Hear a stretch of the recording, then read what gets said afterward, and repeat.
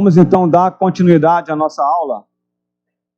Na aula passada nós começamos a ver sobre justificação. E eu passei algumas questões, amém? Eu passei ao todo 13 questões. E nós chegamos a ver até a 6ª questão. Ficaram faltando da 7ª até a questão 13. Mas antes que a gente comece a verificar as questões, vamos ler um texto que será a base para o próximo assunto. O próximo assunto vai ser regeneração. Amém? João 3, de 1 a 6. João capítulo 3, versos de 1 a 6.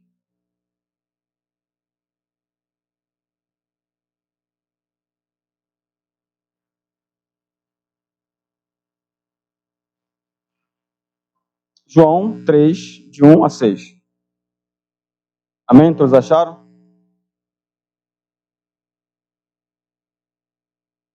Diz assim: havia entre os fariseus um homem chamado Nicodemos, um dos principais dos judeus. Este de noite foi ter com Jesus. Ele disse: Rabi, sabemos que és mestre, vindo da parte de Deus, porque ninguém pode fazer estes sinais que tu fazes, se Deus não estiver com ele. A isto respondeu Jesus: em verdade, te digo, que se alguém não nascer de novo, não pode ver o reino de Deus. Perguntou-lhe Nicodemos: como pode um homem nascer sendo velho?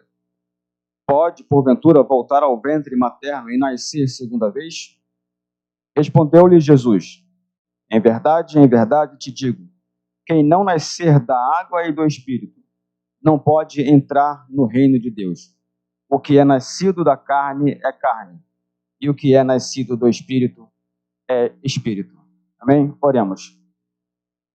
Deus, nós te louvamos, nós te bendizemos, porque reconhecemos que do Senhor é a terra e a sua plenitude, o mundo e os que nele habitam.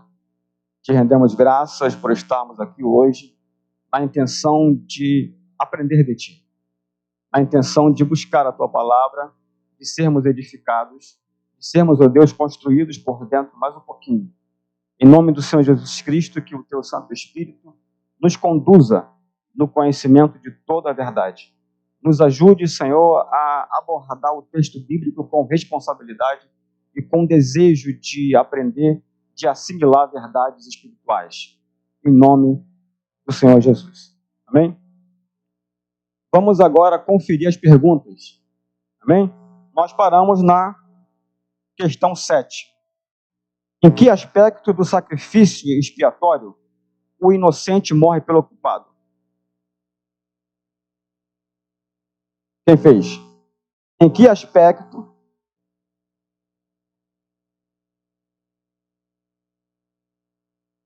ela trouxe todo o conceito. Mas eu quero a palavra técnica, o termo técnico. Em que aspecto do sacrifício expiatório o inocente morre pelo culpado? Observe que há uma troca, não é isso? Quem é culpado é beneficiado, segundo a graça de Deus, pela morte de um inocente. Houve o que aí? Uma substituição. A palavra é essa. Entendeu? Então, a morte de Cristo tem esse caráter. Tem esse caráter substitutivo. E existe um outro termo técnico, que é morte vicária. Bem, então, o termo é este: substituição. Questão 8. O que significa a palavra redenção? E por que Jesus pôde ser o nosso Redentor?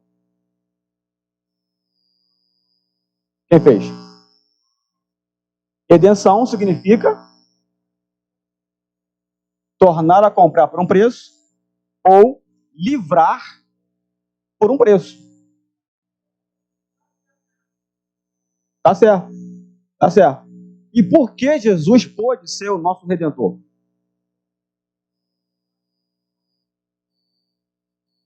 Somente um cordeiro sem mácula poderia perder. Ok. Mais alguém?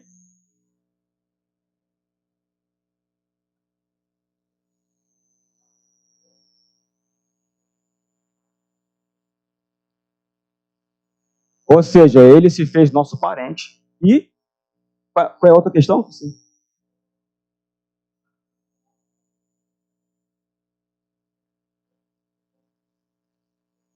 Por ele ser Deus.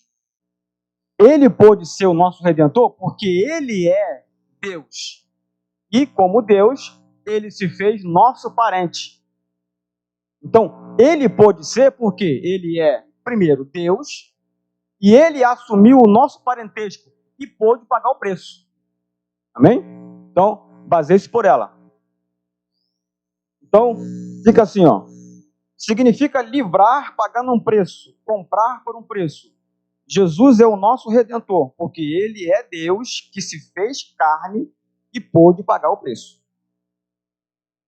Mas tanto a Evelyn quanto a Clécia, certo? Também estão certas. A questão 9. De quem partiu a iniciativa de reconciliação? De Deus ou do homem? Isso aí. 10. De que modo alcançamos o padrão que a lei requer de nós? E que nome damos a essa doutrina? Crendo em Jesus, ou seja, pela fé na redenção em Cristo. E que nome damos a essa doutrina? Justiça sem lei, que é a justificação. Justificação é a justiça que não depende da lei. Por isso que eu digo que é sem lei. Quer dizer, sem a nossa obediência da lei. É. Então, essa doutrina é a justificação.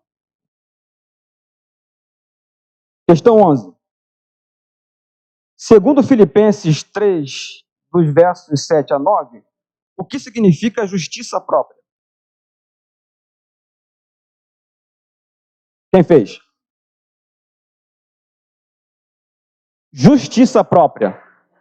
Justiça própria é o que eu faço de correto, não é isso? Para ser salvo. Por esse caminho ninguém pode ser salvo. É isso? Então, o que é justiça própria? É a justiça que vem pela obediência da lei. Ou a justiça pela lei. Pode colocar aí. Justiça pela lei ou que vem da lei. Ou ainda, obras da lei. Então, quer dizer, basicamente, o que significa o termo que Paulo usava? Obras da lei.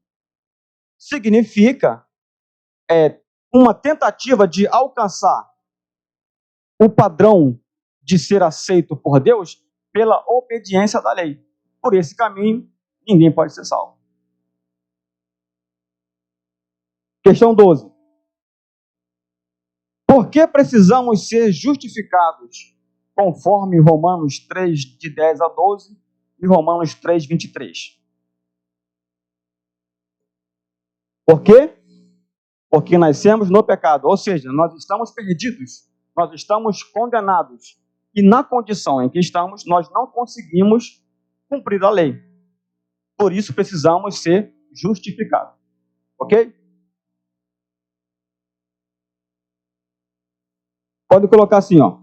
Porque não podemos por nós mesmos alcançar o que a lei exige. Ou seja, estávamos perdidos.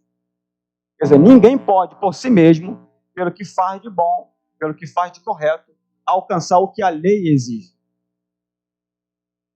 Última questão, 13. Por que Paulo declara que Deus é justo e justificador daquele que tem fé em Jesus?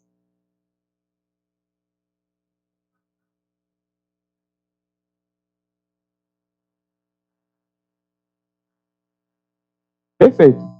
Porque a morte de Jesus foi um ato de justiça. E quando Deus salva o pecador, ele está sendo justo.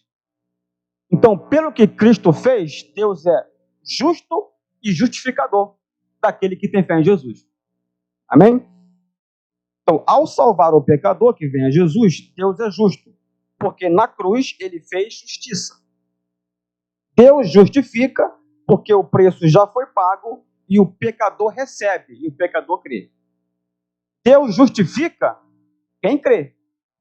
Ok? Amém? Então, vamos então completar, porque ficou faltando ainda uma parte do outro assunto. Nós paramos aqui. Na aula passada, nós vimos o que é justiça, a necessidade de justificação. Nós vimos a fonte da justificação, que é a graça. Nós vimos o fundamento da justificação, que é a justiça de Cristo. Ou seja, Deus nos aceita como justos aos seus olhos somente por nos ter sido imputada a justiça de Cristo. O ato pelo qual Deus credita essa justiça à nossa conta chama-se imputação. Imputação é levar à conta de alguém as consequências do ato de outrem. Então, isso também é um outro termo técnico. O que é imputação na Bíblia? É atribuir a alguém, colocar na conta de alguém as consequências do ato de outrem. Por exemplo, aquele que não conheceu o pecado, o fez pecado por nós, para que nele fôssemos feitos justiça de Deus. Nesse texto, nós temos uma dupla imputação. Aquele que não conheceu o pecado, Jesus, inocente, puro, incontaminado, o fez pecado por nós. Ou seja, nos substituiu. Morreu como se ele tivesse pecado, mas ele estava nos representando. E, em contrapartida, quer dizer, aquilo que Jesus foi atribuído a nós. Então, na Bíblia, você vai ver, e isso também é uma doutrina, a doutrina da tripla imputação. Ou seja, o pecado de Adão é atribuído a todos os homens, Romanos 5,12, pelo que como por um homem entrou o pecado no mundo, e pelo pecado a morte. Assim também a morte passou a todos os homens, por isso que todos pecaram. Então, o pecado de Adão é atribuído a todos os homens. Nós nascemos com essa herança. Os nossos pecados foram atribuídos a Cristo. Aquele que não conheceu o pecado, o fez pecado por nós. Certo? E pela fé em Cristo, o que Cristo é e o que ele fez, foi atribuído a nós. Em Adão somos pecadores. Em Cristo somos feitos justos. Romanos 5,19. Diz assim: porque como pela desobediência de um só homem, muitos se tornaram pecadores, assim também, por meio da obediência de um só, muitos serão justos. Amém? Agora, quais são os meios de justificação? Então, nós temos aqui alguns textos. Romanos 3, 21 a 22, Filipenses 3, de 7 a 9 e Efésios 2, 8 a 10. Eu vou só mencionar Romanos 3, 21 a 22. E diz assim: mas agora, sem lei, se manifestou a justiça de Deus, testemunhada pela lei e pelos profetas, justiça de Deus mediante a fé em Jesus Cristo, para todos e sobre todos os que creem, porque não há distinção. Visto que a lei não pode justificá-lo, a única esperança do homem é receber a justiça sem lei. Essa é a justiça de Deus, isto é, a justiça que Deus concede, sendo também um dom, pois o homem é incapaz de operar a justiça, mas um dom tem que ser aceito. Como então será aceito o dom da justiça? Ou, usando uma linguagem teológica, qual é o instrumento que se apropria da justiça de Cristo? A resposta é: pela fé. Justificados, pois, mediante a fé, temos paz com Deus por nosso Senhor Jesus Cristo. Então, a fé é o meio de justificação. Então, o que significa, então, justificação? Justificação acontece quando Deus declara justo todo aquele que recebe a Cristo, baseado na justiça de Cristo, sendo imputada aos que o recebem. Então, justificação é receber como dádiva, não como merecimento. Receber como dádiva a justiça de Cristo mediante a fé. Então, essa é a justiça que nos sobrevém sem a nossa obediência da lei. Certo? O que eu faço para ser aceito por Deus? O que eu faço para ter uma situação, ter uma condição de aceitável perante Deus? Eu preciso crer na obra expiatória de Cristo. E a justiça dele, os méritos dele, aquilo que ele fez, é atribuído a mim, sem que eu tenha merecimento algum. Então, ninguém é salvo porque tem algum mérito. Eu não posso, por mim mesmo, pelas minhas boas ações, alcançar esse padrão. Esse padrão de justiça perante Deus sobrevém a mim pela minha fé no que Cristo fez. Então, isso basicamente é justificação. É o ato da livre graça de Deus, no qual Ele perdoa todos os nossos pecados e nos aceita como justos diante dele, somente por causa da justiça a nós imputada, recebida somente pela fé. Compreender aí o que significa então isso? Justiça imputada. O que é justiça imputada? Imputação é acreditar na conta de alguém os méritos de outro. Certo?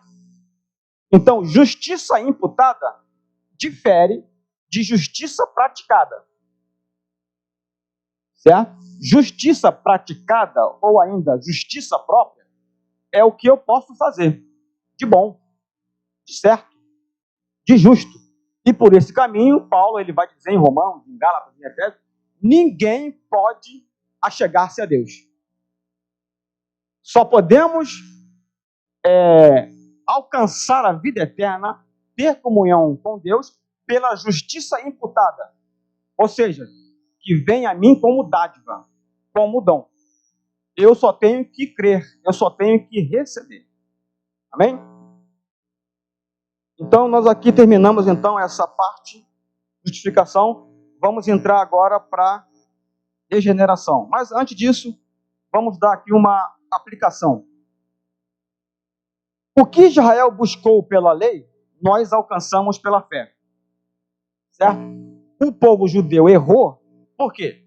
Eles tentaram se estabelecer diante de Deus pela obediência da lei. Então, o que Israel buscou pela lei, nós alcançamos pela fé. O que nos era impossível pela lei, alcançamos pela redenção que há em Cristo, mediante a fé. Alcançamos a condição ou status de justiça perante Deus. Somos reconciliados com Deus, alcançamos paz com Deus, temos acesso livre à sua presença, somos salvos da ira. Romanos 5,9. Logo, muito mais agora, sendo justificados pelo seu sangue, seremos por ele salvos da ira. Podemos orar e sermos ouvidos, não devemos ter medo, culpa, não há mais condenação, alcançamos o padrão que a lei requer de nós. Não estamos debaixo da lei, ou seja, debaixo da sua condenação. Não significa, portanto, que estamos livres para pecar. Não significa que temos concessão para pecar. Significa que em Cristo temos uma fonte de perdão e justiça. Temos um mediador, um intercessor eternamente. Bem? Então, nós temos e alcançamos esse padrão, não por aquilo que nós fazemos, mas nós não estamos desobrigados de viver uma vida justa, santa, honesta. Somos salvos para isso. Somos salvos pela fé em Cristo para a prática de boas obras que Deus de antemão preparou para que nós andássemos nelas. Amém? Vamos então para outro aspecto da salvação: regeneração. A salvação compreende expiação, propiciação, substituição, redenção, reconciliação, justificação, regeneração, santificação e outros assuntos relacionados. Salvação é tudo isso aí. Regeneração, o que que é? Sentar-se em um banco de igreja domingo a domingo não traz por si só a salvação. Fazer parte de uma denominação, seguir normas, estatutos de uma igreja, não nos faz cristão. Cristianismo não é meramente fazer parte de uma membresia, de uma certa igreja. Não é simplesmente, ainda que necessário, observar ou cumprir normas ou estatutos. Regeneração é nascer de novo. Nós precisamos nascer de novo. Justificação é o que Deus fez por nós. Então, justificação é o que Deus fez por nós. Pela expiação, pela morte de Cristo, que foi expiatória, que foi redentiva, Deus acredita em nossa conta o que Cristo fez, o que Cristo é, por nós crermos nele. Então, pela fé em Cristo, Deus acredita a nossa conta o que Cristo fez e o que Cristo é. Isto é, Deus nos eleva sem que nós tenhamos feito alguma coisa para isso, somente porque nós cremos em Cristo, na sua obra de expiação, Deus nos eleva à categoria de justos. Quem é justo aqui? Nós somos justos, mas não porque nós fizemos alguma coisa para isso. Certo? Então, essa condição de justo, de justiça, nos vem como dádiva, como dom. Então, é o que Deus fez por nós. Na regeneração, Deus opera em nós. Certo? Na justificação, Deus fez alguma coisa por nós. Na regeneração, Deus opera em nós. Certo? Deus nos elevou à categoria de justos na justificação e na regeneração, Deus nos eleva à condição de filhos. Deus opera em nós, nos fazendo filhos dele. Então, nós não somos meramente adotados por Deus. Nós não somos filhos adotados por Deus. Nós somos renascidos, nascidos dele. Nós somos filhos de Deus por nascimento. Nascemos dele. Amém? Natureza da regeneração. A regeneração é o ato divino que concede ao penitente que crê uma vida nova e mais elevada mediante união pessoal com Cristo. O Novo Testamento assim descreve a regeneração. Descreve como nascimento, purificação, vivificação, criação e ressurreição. Nascimento. João 3:8. Diz assim: o vento sopra onde quer, ouves a sua voz, mas não sabes de onde vem, nem para onde vai. Assim é todo o que é nascido do Espírito. 1 João 5:1 diz assim: todo aquele que crê que Jesus é o Cristo é nascido de Deus. Então, Deus o Pai é quem gerou, e o crente é nascido de Deus.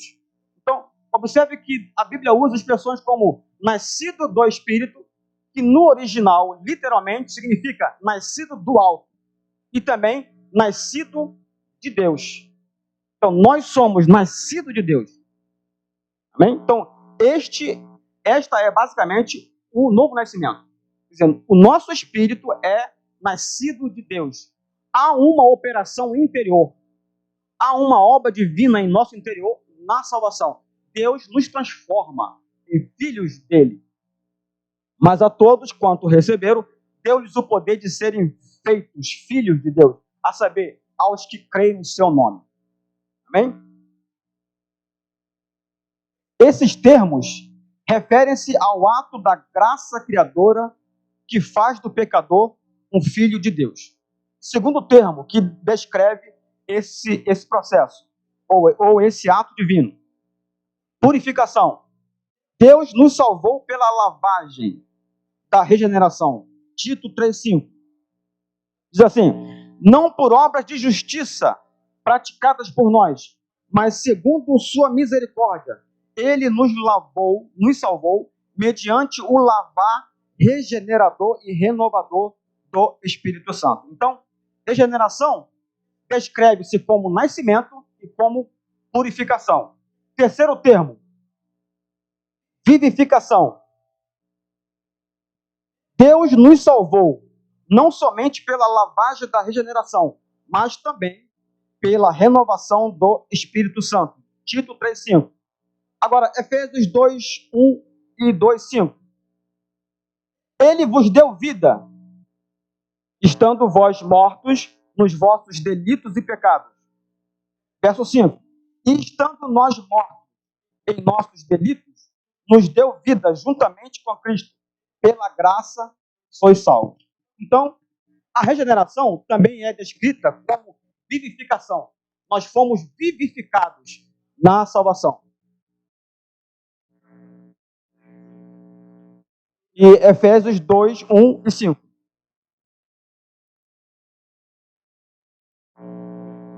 Sim. O outro termo que é usado para descrever esse ato divino é criação. Aquele que criou o homem no princípio e soprou em suas narinas o fôlego de vida, o recria pela operação do Espírito Santo. O que é o novo nascimento? Ou o que é regeneração? É uma recriação. Nós somos recriados. Deus, ao soprar sobre Adão, ele o criou, a sua imagem e semelhança. Na salvação, pela operação do Espírito Santo, nós somos recriados. Então, segundo a nossa natureza humana, nós pertencemos à velha criação. Na salvação pela fé em Cristo, nós passamos a fazer parte de uma nova criação. Nós não somos meramente uma religião. Não somos apenas uma comunidade que professa uma fé, uma religião. Nós somos uma nova criação. E é por este fato que nós somos filhos de Deus. Certo? Não há ninguém que seja no mundo filho de Deus, a não ser aquele que é regenerado, aquele que nasce de novo. 2 Coríntios 5,17. E assim, se alguém está em Cristo, é nova criação. As coisas antigas já passaram, eis que se fizeram novas. 1 Pedro 1,24. Sendo de novo gerados, não de semente corruptível, mas da incorruptível, pela palavra de Deus. Então, observe que o crente em Jesus, ele é recriado, ele é renascido. Isto é, por si só, um grande milagre. É certamente o maior milagre.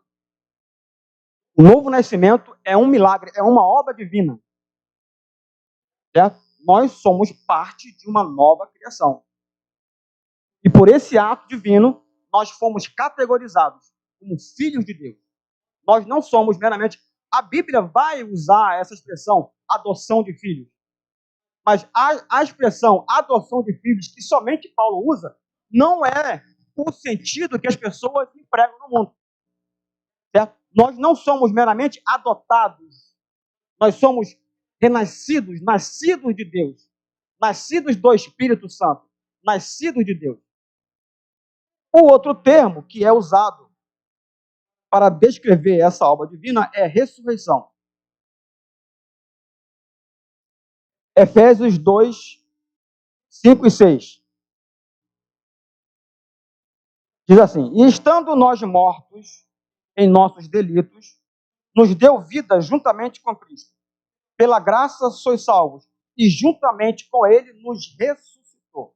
Então, a obra de regeneração, ela é descrita como nascimento, vivificação, purificação, criação e ressurreição. Amém? Efésios 2, 5 e 6. 1 Pedro 1, 24. Segundo ponto, necessidade da justificação. João 3, 7. Não te admires de eu te dizer, importa-vos nascer de novo. A pergunta que eu faço é, por que é que nós precisamos nascer de novo? Por que é que Jesus disse para Nicodemos, que era um mestre, que era um religioso, por que é que ele disse para Nicodemos que ele precisava nascer de novo? Por que é que nós precisamos nascer de novo? Porque na condição em que nós estamos, na condição natural em que nós somos nascidos, nós não podemos entrar no reino celestial. Porque carne e sangue não podem herdar o reino de Deus. Na condição em que nós estamos de decadência espiritual, nós não podemos pertencer e entrar no reino celestial. Será preciso uma transformação. Será preciso que a vida de Deus desça e nos transforme. Amém? Então, no novo nascimento, o nosso espírito é recriado. O nosso espírito é renascido. Ok? E nós aí, então, passamos a viver um processo chamado santificação. E vamos até a nossa redenção física. Isto é, a vida que agora nós recebemos pela fé em Cristo em nosso espírito vai dominar toda a extensão do que nós somos: espírito, alma e corpo. No arrebatamento, nós seremos completamente celestiais. Porque esta vida que agora nós temos, não é questão de um dia que você vai ter. Nós temos hoje essa vida, só que ela está em nosso espírito. No novo nascimento, nada acontece com o seu corpo. Acontece dentro de você. O seu espírito é recriado, vivificado. Certo? No arrebatamento, é que o nosso corpo será ou terá uma redenção final. Os mortos serão ressuscitados e os vivos serão transformados. Então, o nosso corpo, que é mortal, que é corruptível, será transformado. Nós seremos imortais. Teremos corpos incorruptíveis. Ou seja, a vida que agora nós temos em nosso espírito dominará toda a extensão do que você é. Então, para herdar, para pertencer ao reino de Deus, nós precisamos nascer de novo. E nascer de novo não é meramente fazer parte de uma igreja. Não é seguir normas, estatutos de uma igreja. É nascer de novo, nascer da água e do Espírito. Jesus apontou a necessidade mais profunda e universal de todos os homens. Uma mudança radical e completa de natureza e caráter do homem em sua totalidade. Toda a natureza do homem ficou deformada pelo pecado. O destino mais elevado do homem é viver com Deus para sempre. Mas a natureza humana, em seu estado presente, não possui a capacidade para viver no reino celestial. Portanto, será necessário que a vida celestial desça de cima para transformar a natureza humana, preparando-a para ser membro desse reino. Amém? Então, nós já recebemos, nós já temos em nosso espírito essa vida celestial, que vai tomar conta de todo o nosso ser, espírito, alma e corpo. Porque Deus trabalha assim. Ele trabalha a partir do nosso espírito, passando pela alma até atingir o nosso corpo. Amém? Então, o novo nascimento é uma operação divina dentro do nosso ser, dentro do nosso espírito. Compreenderam, então, o que é regeneração? Então, nós precisamos nascer de novo. Fazer parte ou sentar-se em um banco de igreja não transforma você em um filho de Deus. Assim como você, se você ficar em uma garagem, você não é transformada ou transformado em um carro. Precisamos dessa mudança radical, que é operada unicamente pelo Espírito Santo. Não depende de uma ação humana. Ninguém pode produzir isso. É Deus quem faz. Terceiro ponto. Os meios de regeneração. Então, nós temos a agência divina e a preparação humana. Agência divina. João 3,6. O que é nascido da carne é carne. O que é nascido do Espírito é Espírito. O Espírito Santo é o agente na obra de regeneração. Ele opera a transformação na pessoa. Amém? Jesus Cristo é o nosso Salvador. É por meio dele que nós obtemos a salvação. É por meio deles que nós somos reconciliados com Deus. Mas essa obra divina de transformar o ser humano, de recriar o nosso espírito, acontece pela ação do Espírito Santo. O Espírito Santo é quem comunica a vida de Deus, a vida eterna, ao espírito do pecador que se arrepende, que crê em Cristo. Então, o Espírito Santo é o agente na obra de regeneração. Entretanto, todas as pessoas da Trindade operam nessa obra. O Pai é a fonte de vida. O Filho é o doador da fonte. E o Espírito Santo é o poder da fonte. Vamos ler Efésios 2,18. Então, Deus, o Pai, é a fonte da vida. O Filho é o doador da fonte. E o Espírito Santo é o poder da fonte. Diz assim: porque por ele, ambos temos acesso ao Pai em um Espírito. No contexto, Paulo está aqui tratando da nossa atual condição. Ele fala: vocês que são gentios, outrora, estáveis, separados da comunidade de Israel.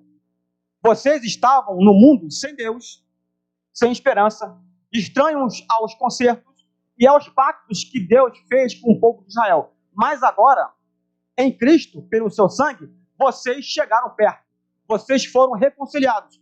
E pela cruz, dos dois, ou seja, dos judeus e os gentios, Deus, por Cristo, fez um só corpo.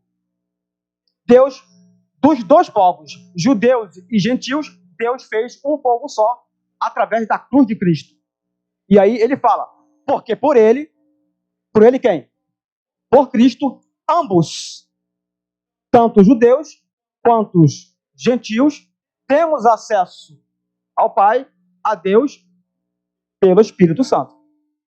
Então, os três estão envolvidos nessa obra de regeneração. O Pai é a fonte, o Filho é o doador da fonte e o Espírito Santo é o poder da fonte. Amém? Mas, em tese, na salvação, no novo nascimento, quem é responsável por comunicar a vida de Cristo ao espírito do pecador que confessa Jesus é o Espírito Santo. Amém? Então, o que é basicamente o novo nascimento? É o renascimento do espírito humano. Amém? Preparação humana. Estritamente falando, o homem não pode cooperar no ato de regeneração, que é um ato soberano de Deus. Mas o homem pode tomar parte na preparação para o novo nascimento. Qual é essa preparação? João 3, 14 a 16. João 3, 14 a 16.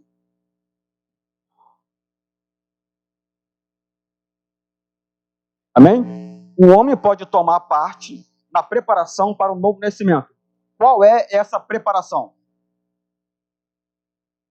E do modo porque Moisés levantou a serpente no deserto, assim importa que o Filho do Homem seja levantado, para que todo o que nele crê tenha a vida eterna.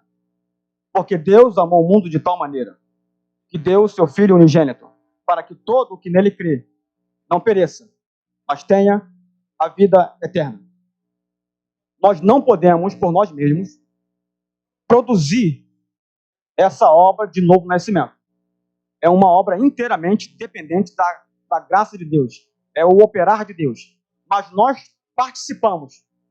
De que modo? Pela fé.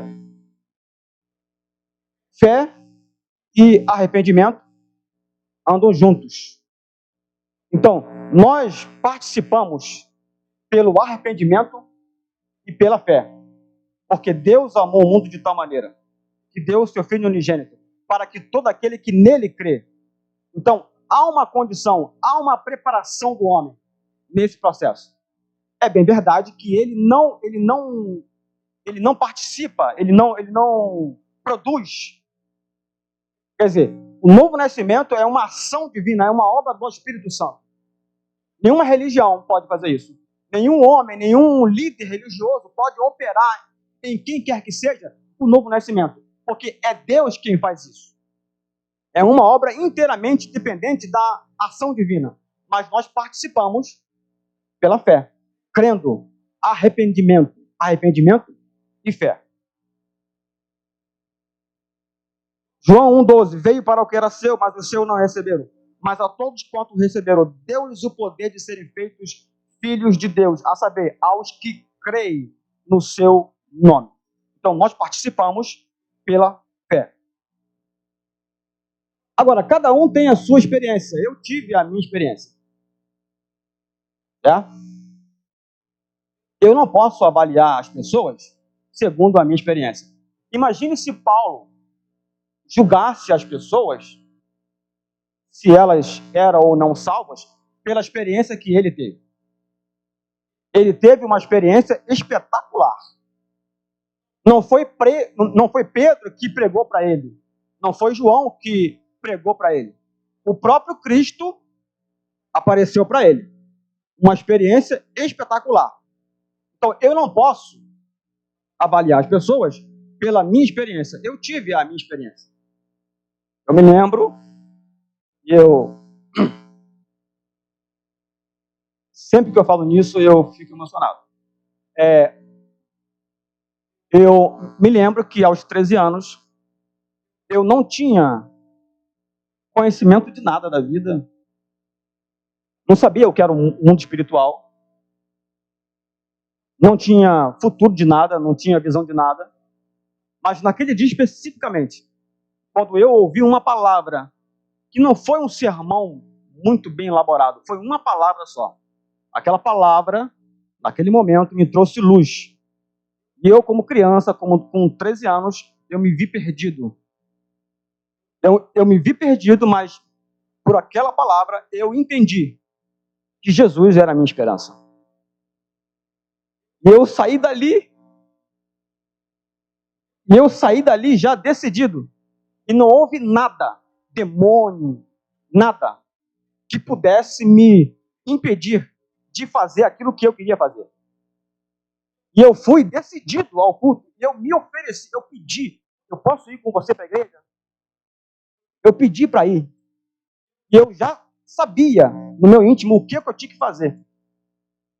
Aqueles 3 dias, até o domingo, foram os dias mais terríveis da minha vida. Porque eu tive o entendimento que se eu morresse naquela semana, eu estaria para sempre perdido. E naquele domingo, eu aceitei Jesus de um salto. Nem esperei que o pastor terminasse o apelo. E o meu dia seguinte foi extraordinário. Foi como se um peso de 10 mil quilos saísse das minhas costas. E aí, naquele dia, naquela segunda-feira, eu pensei, agora eu posso morrer. Então, cada um tem a sua experiência. Mas o fato é, precisamos nascer de novo. E aí, anos depois, eu me afastei.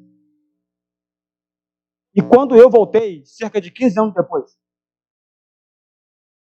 foram dias terríveis, foram dias difíceis, porque eu me sentia culpado e eu cheguei a duvidar. Falei, será que eu sou salvo? Será que eu nasci de novo? Eu vivi atormentado por alguns meses com isso, questionando o fato se eu era ou não filho de Deus. E aí Deus me fez lembrar dessa minha experiência. Todo aquele que o Pai me dá, virá a mim. E o que vir a mim, de modo nenhum o lançarei fora. Depois disso, nunca mais eu tive dificuldade com isso. E estou aqui até hoje, depois de 20 e poucos anos. Então, você nasceu de novo. Essa foi a voz que eu ouvi. Você nasceu naquele dia. Quer dizer, eu estava voltando para Cristo, mas eu tinha nascido aos 13 anos de idade. Eu me desviei, sim, mas não perdi a fé. Não perdi a fé. Eu não consultei nenhuma religião, não fui para nenhuma religião, porque eu sabia que só Jesus Cristo poderia me salvar. Só Ele era a nossa esperança. Amém? Então, cada um tem a sua experiência. E nós não podemos interpretar a Bíblia à luz de nossas experiências. Devemos interpretar as nossas experiências à luz da Bíblia. Se a sua experiência não tiver apoio, não tiver respaldo bíblico, jogue ela fora. Agora, se a sua experiência tiver respaldo bíblico, não faça com isso doutrina. Não queira impor aos outros a sua experiência. Amém? Mas tenha a sua experiência. É preciso nascer de novo. Amém? Quarto ponto. Efeitos da regeneração. Então, aqui eu tenho alguns efeitos. Eu tenho 3 efeitos aqui. Efeito posicional, espiritual e prático. Posicional, João 3,16. João 1,12. E 1 João 3,1. João 3,16. Porque Deus amou o mundo de tal maneira que deu o seu Filho unigênito, para que todo aquele que nele crê não pereça, mas tenha a vida eterna. João 1,12. Mas a todos quanto receberam, deu o poder de serem feitos filhos de Deus, a saber, aos que creem no seu nome. 1 João 3,1. Vede que grande amor nos tem concedido o Pai, a ponto de sermos chamados filhos de Deus. De fato, somos filhos de Deus. Ou seja, o novo nascimento tem esse efeito posicional. Isto é, você não será um dia filho de Deus. Você é agora filho de Deus. Somos de fato filho de Deus. Agora, não é questão de você ser um dia. Você é agora. Recriado pelo Espírito Santo. Nascido do Espírito. Nascido de Deus. Efeito posicional. Quando a pessoa passa pela transformação espiritual, como a regeneração, torna-se filho de Deus e beneficiário de todos os privilégios dessa filiação. Então, esse é o efeito posicional. Você é agora. Se você creu em Cristo, se você confessou Jesus, se você passou pelo novo nascimento, você é filho de Deus. Somos, de fato, agora filhos de Deus. Efeito espiritual. João 3,6. O que é nascido da carne é carne. O que é nascido do Espírito é Espírito. Então aqui nós temos 2 nascimentos. Um natural e um espiritual. O que é nascido da carne é carne. Então nós temos uma natureza humana ainda. Não é pelo fato de eu ser cristão que eu não tenha que lidar com isso. Eu vou ter que lidar com isso a minha vida inteira. Há uma guerra dentro de mim agora. Há um conflito interior. Porque eu tenho um velho homem, uma velha natureza, mas também tenho em Cristo uma nova natureza. O que é nascido da carne é carne. O que é nascido do Espírito é Espírito. Então, o novo nascimento tem esse efeito espiritual. Então, quando Jesus fala para Nicodemos, o que é que ele pensou? Será que eu devo voltar ao ventre materno e nascer outra vez? Ele pensou em termos naturais. Mas o Senhor falou em termos espirituais. Então, o novo nascimento tem esse efeito espiritual. Quem nasce de novo, nasce do Espírito. Isto é, nasce pela operação do Espírito Santo. Devido à sua natureza, a regeneração envolve união espiritual com Deus e com Cristo mediante o Espírito Santo. E nessa união espiritual envolve habitação divina. Essa união resulta em um novo tipo de vida e caráter, descritos de várias maneiras. Um novo coração, um novo espírito, um novo homem e participante da natureza divina. Ezequiel 3:26. Dar-vos-ei novo coração. Então, essa operação, quer dizer, o efeito do novo nascimento, ele é descrito a partir desse termo. Nós recebemos um novo coração. Porém, dentro de vós, espírito novo. Um novo espírito. E um novo homem. Efésios 4:24. E vos revistais do novo homem. E vos revistais do novo homem, criado segundo Deus. O que é o novo nascimento?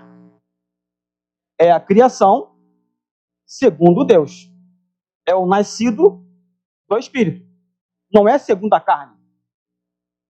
Nós somos nascidos segundo a carne e segundo o Espírito. Então, nós temos o quê? Duas naturezas. Certo? Uma decadente, uma que está se corrompendo e uma que está se renovando.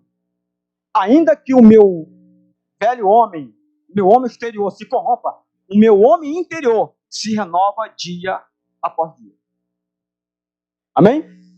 Você se torna dia após dia por dentro muito mais forte. Ao passo que o seu homem exterior vai se corrompendo dia após dia. Então, nós temos que entender isso. É a partir desse entendimento que você passa a compreender certas coisas. Entendeu?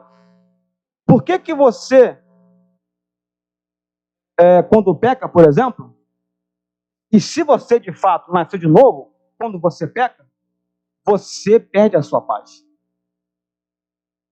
Certo? Quando você peca, parece que tem algo em você arranhando por dentro. Você não fica tranquilo até que você pede perdão a Deus. É ou não é? Isso é por si só uma evidência do novo nascimento. Agora, se você peca e você não está nem aí para isso, há uma certa dúvida se você de fato nasceu de novo. Amém? Mas o que é isso? É o conflito interior que nós sofremos. A nossa carne que está querendo sempre pecar e o nosso espírito nos conduzindo à santidade. Repelindo o pecado. Nos constrangendo a fazer o que é certo. Nos constrangendo a fazer o que é justo. E vos revistais do novo homem, criado segundo Deus, em justiça e retidão procedentes da verdade. Então, Paulo fala de um novo homem. Então, há um novo homem. Isto é, há em nós uma nova natureza, criada segundo Deus. Bem? Ezequiel 36:26.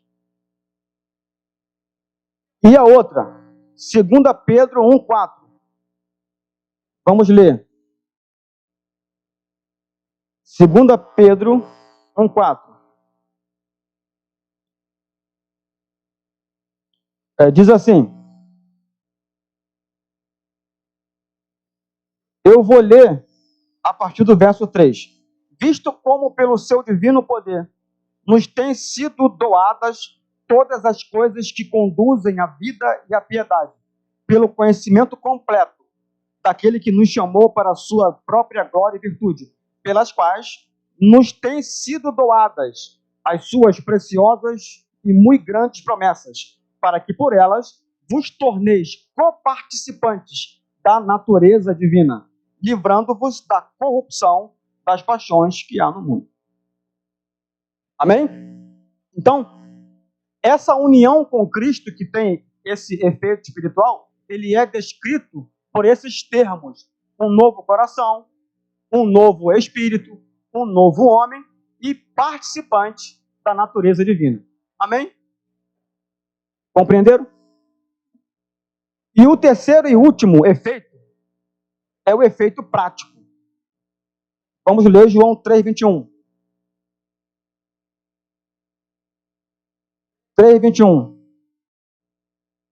Diz assim: mas quem pratica a verdade vem para a luz, a fim de que as suas obras sejam manifestas, porque são feitas em Deus. Amém? Repetindo. Mas quem pratica a verdade vem para a luz, a fim de que as suas obras sejam manifestas, porque são feitas em Deus. Então, há um efeito prático disso. Se você, de fato, nasceu de novo, você vai, de alguma maneira, externar isso por meio do seu comportamento. Certo? E essas obras, como aqui está aqui escrito, são feitas em Deus. Tem origem em Deus. Não é a questão de eu ser salvo por elas. Eu não sou salvo pelas minhas obras de justiça. Mas eu sou salvo para a prática delas. Até porque elas são feitas em Deus. São obras que Deus preparou para que nós pudéssemos andar nelas. Isso está em Efésios 2,10. Porque sois feitura dele, criados em Cristo Jesus, para as boas obras, as quais Deus de antemão preparou para que andássemos nelas.